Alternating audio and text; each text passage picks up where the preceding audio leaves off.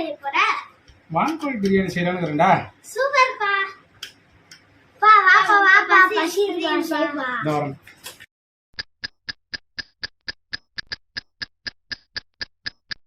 Wow! அங்க வான்கோழி biryani ready. சரி நீங்க சாப்பிட்டே இருங்க, அப்பா போய் குளிச்சுட்டு வந்துடுறேன். சரியா?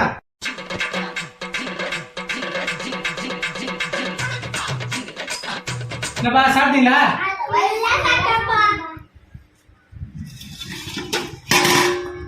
எங்கடா பிரியாணியை கொஞ்சம் கூட இல்ல,